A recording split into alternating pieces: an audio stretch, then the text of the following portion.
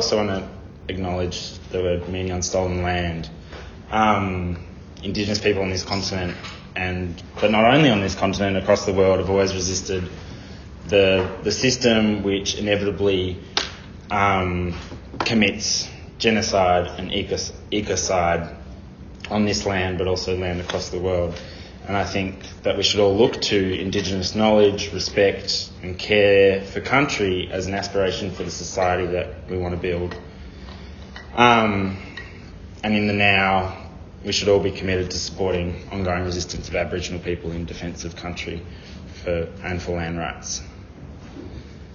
I think it's clear to more and more people that capitalism is an existential threat to all working people, all oppressed people, and I think climate change is increasingly one of the clearest examples of this reality.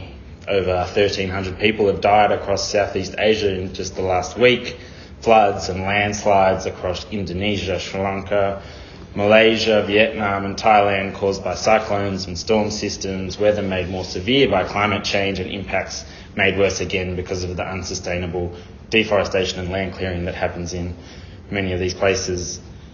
There's been a torrent of disasters this year from the Philippines, Pakistan, Canada, Jamaica. Millions upon millions of people have been displaced by climate-fueled disasters. The UN Refugee Agency published a report just before COP this year showing that climate-related disasters have forcibly displaced, over the last decade, 250 million people. It found that the number of countries facing extreme exposure to climate-related hazards is expected to rise from 3 to 65 by 2040. A statement issued by hundreds of scientists and others at the Global Tipping Points conference this year started with a pretty grim prediction that global warming is projected to exceed 1.5 degrees within a few years, placing humanity in the danger zone where multiple climate tipping points pose catastrophic risks to billions of people. That is the reality of getting close to or going past 1.5 degrees of warming. That's the limit that the COP conference in 2015 set, the Paris Agreement. Yet here we are 10 years later and still facing the same catastrophic ecological crisis. Some people were optimistic about COP 30 in Brazil, a country that wasn't a petrostate, in Belém at the mouth of the Amazon. But unfortunately, but unsurprisingly, COP was an overwhelming failure in what it set out to do, or what it should have been able to accomplish. A few highlights of the outcomes include a consensus statement that didn't include any mention of fossil fuels, a non-binding suggestion for states to triple funding to the global south, but that type of funding typically comes with huge interest repayments, political strings attached, and is far from the reparations which should be paid by the countries which are historically most responsible for global emissions. And lastly, they weren't even able to start making the roadmap to phase out fossil fuels that the president of COP 30 wanted to get started. But maybe it wasn't all bad. Over 5,000 Indigenous people were at COP 30, but unfortunately only 360 got passes to the main negotiating area, and 1,600 in comparison to 1,600 delegates from the fossil fuel industry. But before COP30, the UN Environment Programme issued the annual emissions gap report detailing how progress on implementing the Paris Climate Agreement was going. And the report reads, global warming projections based on current policies have declined from just below 4 degrees at the time of adoption in 2015 to just below 3 degrees today, which seems pretty good, a degree down in a decade. But as the report goes on to show, actual emissions in 2024 were higher than ever. So what are they talking about? They're talking about what national governments are supposed to submit under the Paris Agreement. Nationally determined contributions, which are their voluntary, non-enforceable plans for reducing emissions. NDCs are at the heart of the Paris Agreement and the achievement of its long-term goals. But unfortunately, this year, 70 countries failed to report their national determined NDCs. So despite these commitments being imaginary or not existing at all, the NDCs to date have us on track for about 2.6 degrees of warming above pre-industrial levels. optimistically. But I think it's important that we look closely at Australia's NDC, and maybe there's something to tease out there about what they actually are. So Albo made the announcement earlier this year that Australia's NDC would see our emissions reduced by 62 to 70% by 2035. And even on face value, this is wholly insufficient to limit warming to 1.5 degrees. But, of course, these reductions don't even include the emissions from burning coal and gas and oil when they're exported, the Scope 3 emissions. So even though Australia is the second largest exporter of fossil fuel carbon emissions on the planet, you might have heard Climate Change and Energy Minister Chris Bowen assuring us that we're on track to hit our emissions targets, sitting at 28% below 2005 levels. Even putting aside the Scope 3 emissions, almost all of that is thanks to the way the government does its emissions accounting, which hugely relies on land use change, so much so that researcher Emma Lovell at UNSW writes that without accounting for land use, the number would be closer to 3%. What's more, 13% by 2035 of the aspired emissions reductions will come from offsets or the fantasy of carbon capture and storage. The offsets will be primarily driven by reforestation. The flaws with huge, rushed forest planting efforts in a more volatile and extreme environment are just not that hard to foresee. But there's more. Last week, the Environment Department released a report saying we're on track for 48%, not 62% by 2035. So, if Australia's NDCs are anything to go by, the heart of the entire COP strategy seems to be rather shaky. The apparent lack of political will to take climate change seriously appears irrational. The problems are known, the solutions are known, the economic cost is known even. So why don't they do anything? But I think what I really want to get across in this talk is that this movement at snail pace, this apparent paralysis, is because capitalism is fundamentally unable to solve the climate crisis. I don't think it's controversial to say that capitalism is to its core unsustainable. You just have to look around at the landscape on this continent and see that the massive ecological decline isn't caused by a few mistakes and a couple of bad choices, but is the fundamental character of the system that was brought here through colonialism. The Jarrah people in central Victoria describe what happened to their country as it being turned upside down. The expansion of pastoral capitalism across the continent violently denied Aboriginal people the ability to care for country as they have for tens of thousands of years. The influx of millions and millions of sheep to produce wool that could be exported to Britain to feed the textile mills compacted the soil and fundamentally degraded ecosystems. Then that was followed by a gold rush, which saw the denuding of the entire landscape.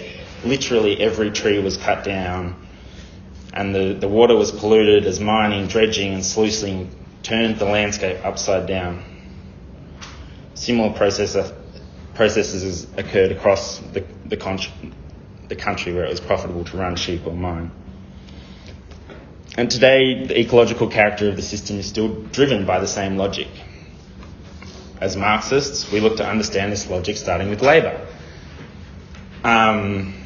which is described by Marx as, first of all, a process between man and nature, a process by which man, through his own actions, mediates, regulates and controls the metabolism between himself and nature. Excuse the language of the period.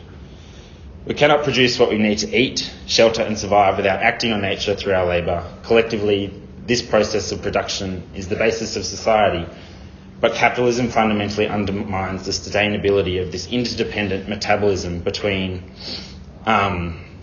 society and nature. Because, for the first time, the productions of things, what we need, is no longer driven by meeting finite needs or desires, but is driven instead by an insatiable drive for profit. Metabolic rift theory is the concept many Marxists use as a starting point to understand the ecological crisis of capitalism. The limits of our social metabolism are prescribed by the pace of regenerative processes in nature. Instead of stopping or slowing down to keep production within the realm of sustainability, capitalists are compelled by competition for profit to find ways to overcome these biophysical limits. Some of them, through technology or other means, are of course surmountable. Some of them are just simply limits. A lot of early thinking about Marxist ecology was around agriculture and soil exhaustion, and I think agriculture is still a really good way to kind of think about the metabolic rift. You might have heard of what's going on in the Tasmanian salmon industry recently. They've been given approval for a new antibiotic to deal with mass fish mortality in their salmon pens. The mass mortality happens because bacteria spreads when the water is too warm and there's too many fish in a pen. But companies crowd pens because giving fish more space would raise production costs and make the product more expensive.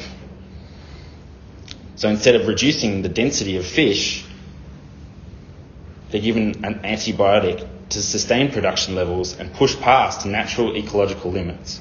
But this solution simply shifts the rift. It doesn't fix it. Studies from Chile show that this antibiotic drastically alters microbial communities, reduces diversity and promotes bacteria that are potentially resistant to the drug. And meanwhile, the pens themselves are already contributing to the extinction of species like the Morgane skate and exist only because wild fisheries have been pushed to collapse, although admittedly in countries in the global north, fisheries are much better than in other places. I think, this same logic extends across all industries: transport, mining, chemical, pharmaceuticals, energy, weapons, manufacturing. When the choice is between ecological damage and protecting profit, if one company refuses to take the ecological shortcut, another will. The more responsible firm is simply competed out of the market. These are the compulsions of a system that operates on an incurably short-term horizon, because the goal in the end is endless growth and accumulation. But that it collides with the reality that we exist on a finite planet. And the result is a deepening ecological breakdown, an ever-widening metabolic rift as nature is pushed further beyond its limits. I think, for me, that kind of theory makes it helpful to think about why capitalism is fundamentally unsustainable. So when Albanese says, when he's passing environmental reforms, that this is a landmark day for the environment of this country, and it's also a good day for business in this country by providing more certainty, although I struggle to see how fast-tracking rare earth minerals for the US war machine marks a landmark day for the environment. The metabolic rift theory suggests that things which are good for business are structurally predisposed to deepen ecological harm, not resolve it. Many apologists for the system insist that the free market can solve any problem, climate change, for example. One of the supposed brilliant solutions has been to commodify carbon emissions, but carbon markets have repeatedly failed to produce meaningful reductions, or they've pushed the ecological rift somewhere else.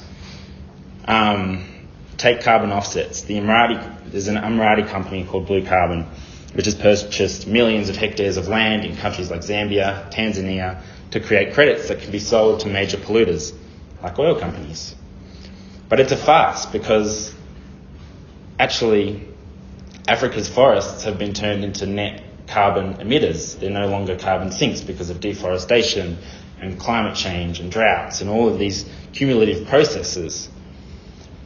And additionally to that, the research organisation Carbon Brief has documented that, quote, Indigenous people have been forcibly removed from their land because of the carbon offsetting in the Republic of Congo, the DRC, the Brazilian, Colombian and Peruvian Amazon, Kenya, Malaysia and Indonesia. So instead of aspiring for a just transition, solutions within the system inevitably end up reproducing extractive and exploitative processes dressed up as climate solutions. And it's without even mentioning the problems with a renewable energy transition. Not that they're fundamentally unsustainable, but that when they're constrained to the profit motive of a system, you end up with things like slave labour to produce cheap solar panels. you end up with a reliance on minerals extracted from the global south in appalling and hugely environmental destructive conditions. And so you have a ruling class which is attempting to narrow the climate and ecological emergency to a spreadsheet, an accounting sheet, where it's carbon output, carbon input. And it's just so insufficient to deal with the ecological crisis that capitalism has produced. But they have no alternative, because it is inevitably creating and reproducing ecological and social decline. But capitalism is not just a system of corporate competition. The logic is extended to a system of state competition. Susan Jeffrey from the UK summarises it better than I could. Quote, multinational firms' profits are reliant upon access to the key energy resources. In competition with other multinationals, they rely on the power of their own national state to ensure access to these resources and markets. These dynamics are the ones at play in ensuring that multinational companies and states continue to see that their interests are tied up with access to and control over fossil fuels rather than a rapid transition away from them, regardless of the development of renewable energy. And I think while it's true that renewable energy is now cheaper than a lot of fossil fuels, and you see that everywhere, the Australian Climate Council are always talking about how cheap solar energy is compared to every other fossil fuel. But the reality of our economic system is that there is already a mind-boggling amount of capital invested into the fossil fuel industry. You think of the extraction, the transport, the production, manufacturing, all of these things in our economy are already geared towards using fossil fuels as either their energy source or in, chemical processes. Hydrocarbons are often the basis for making things that are necessary for fertilizers, etc. So you have our government is in this impossible balancing act between appeasing the masses by appearing that it's doing everything it can to be ecologically sustainable, while it's committed to ensuring the profitability of Australia's economy. If the Australian state were to unilaterally implement an energy transition at the speed that is necessary, they would inevitably put the national economy in a weaker position than states that don't, because they would be able to spend that capital on advancing production instead of changing the source of energy that production is relying on. I think, obviously, militarism is also a huge part of this system of state competition. A recent study by the Cost of War project concluded that the US Department of Defense is, unsurprisingly, the world's largest institutional user of petroleum. I think the dynamics at play are really quite exposed by Penny Wong when she says in Parliament that the US relationship matters more than some domestic politics about environmental reform. The Australian state, imperialism, state competition on behalf of Australian capital ultimately shapes the priorities of the government in the interests of profit and not in the interests of people or the environment. So I think that kind of leaves you in this kind of dull kind of sense that there's nothing happening and fuck, that's shit.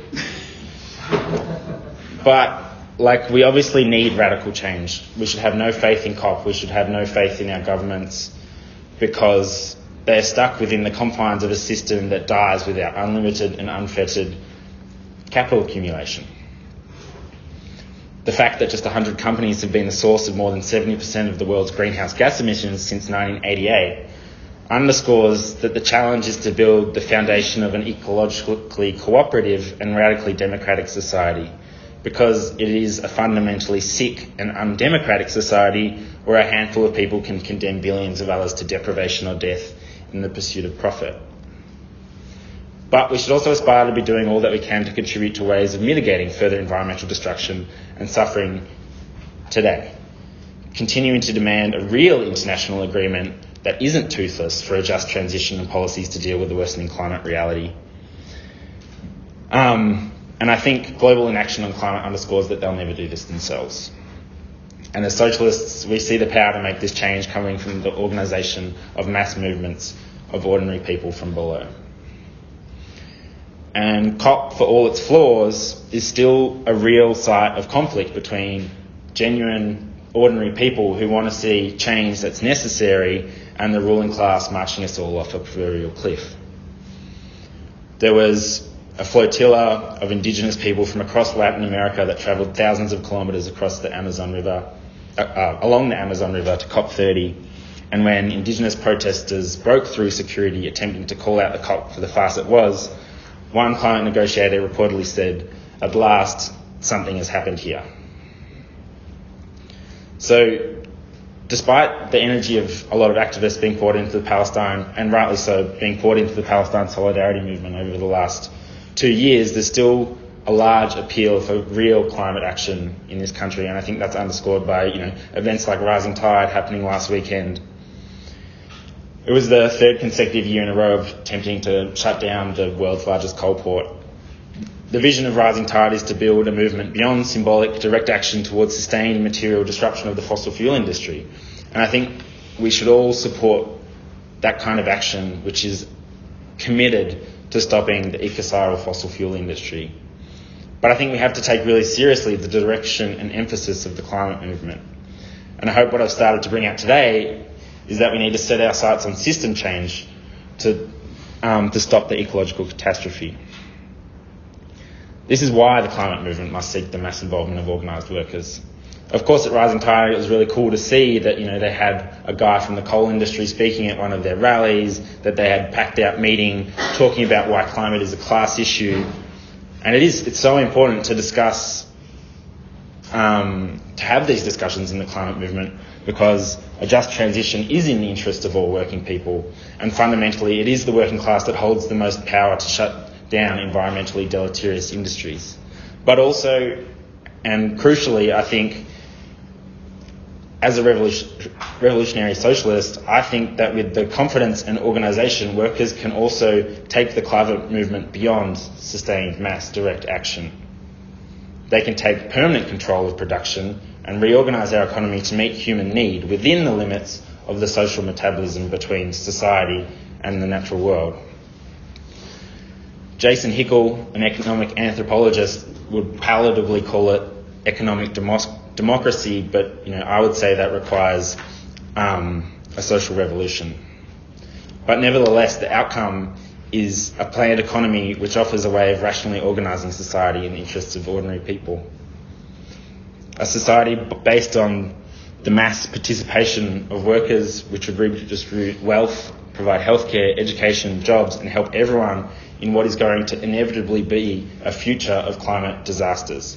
Of course, the severity is yet to be determined, and we can all play a part in building the necessary confidence and organisation to limit that severity as much as possible. I think, just to wrap up, that the intersection between ecological issues and the existing, crises which are also produced by the system, the exploitation, the imperialism, the genocide in Palestine, the oppression, the racism, are all going to push collectively, and they're all going to collectively push millions of people into struggle against the system. And I think the socialists need to be at the centre of the flashpoints that will inevitably spark from this growing antagonism. Because, I guess that is my contention, that we do need system change, because fundamentally freedom's only possible if we govern the social metabolism with nature in a rational way and do away with the exploitative, oppressive and crisis-ridden system that is capitalism.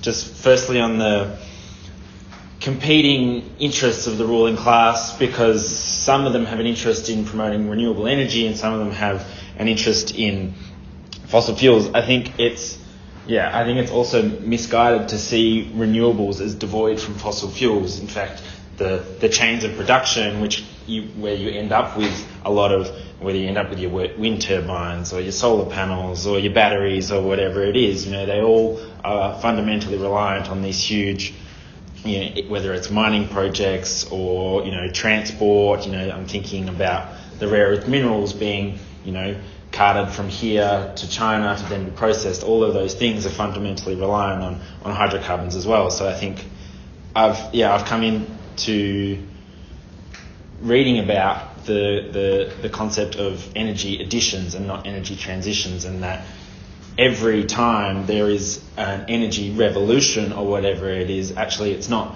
supplanting one energy source with another, it's adding it because that's what's necessary for an economy which sees itself, which is perpetuating infinite growth. I think also interesting out of that conversation was, talking about how we can better relate to working people and how we can better relate to, I guess, making them feel as if they have a stake in the movement, which they do. And I think that a lot of people have a lot to learn in terms of, being able to meet people where they are. And I think in 2019, not that I was here, but from rural Victoria, there wasn't a lot going on there. But I've heard a lot of stories about the hesitation of the movement to take up the just transition, like Jazz was talking about. And I think, it does stem from that individual perspective of, you're morally corrupt if you work in this industry. But I think, like comrades were saying, there's been leaps and bounds made in the movement in terms of people's understanding that actually you can't moralise at people until they do something, and actually fundamentally these people work in these industries because they're trying to feed their families. But when it comes to that intersectionality of movements like David was talking about, I was in XR probably 3 years ago. Actually, more recently, because I was in XR when the genocide started. And it took a significant amount for a lot of people within the environment movement to see the connection between the genocide and Palestine. And there was a lot of conversations about it being a distraction from the environmental movement. Actually, the task of environmentalism is so urgent that we have to focus solely on this. They can do that stuff over there, and we're going to, tunnel vision on the fossil fuel industry or whatever. But, over the course of the genocide, huge sections of the environmental movement have seen how important it is to challenge, the genocide, the complicity of our governments in the genocide, not just because of the really clear links between the fossil fuel industry, like the coal ship going from Newcastle to Israel, but also, and of course, all of the other ways that, Israel and the US Army being some of the largest polluters on the planet, but also in that we're all stronger fighting together. I think breaking the doomism that my talk really came across. It's the capitalist realism. It's much easier to imagine the end of the world than it is to imagine an alternative to the system. But I think, in that struggle, people can really start to see the possibility of changing things for themselves. Just lastly, two things. The thing that was brought up about the rise of the right, I think that's a really important thing. To not challenge the system on the basis of working class action, which can actually improve people's lives, will inevitably lead to reactionary solutions to the climate crisis. I think Trump's mix of climate denial, racism, economic nationalism has been deployed quite successfully internationally to build support in working class communities which are disaffected with the crisis of the system. The Guardian poll from last week was suggesting, and maybe this isn't so indicative, but showed that 53% of people in this country think climate change is happening and is caused by human activity, which is down from 59% in 2021 and 64% in 2017. And I think you could draw the conclusion that people are stupid and they're being manipulated, which a lot of people did online, but that's just the reality of disaffected people looking to solutions to their life being inevitably, drawn into this deeper and deeper hardship. And lastly, I think it's really important to think about the way that climate, like the polycrisis, the way climate intersects with almost every other aspect of our lives. Particularly I'm thinking about Indonesia in the wake of this mass flooding event where hundreds of people have died in Sumatra. It's coming a few months after there was a massive uprising, and to this day there are hundreds and hundreds of activists in Indonesia which have been imprisoned by Prabowo. And at the same time, the people in these communities in Sumatra are being told, oh no, we can't get you what you need, we're not going to declare a national emergency, we can't provide you with any bedding or food, I'm sorry, you're just going to have to do it by yourself. And these people, I've seen interviews with them and they're like, Prabowo, help us, but he won't.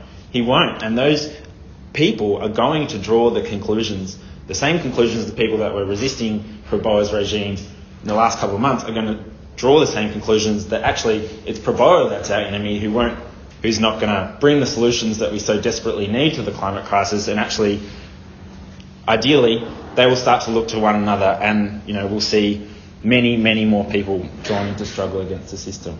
Cool.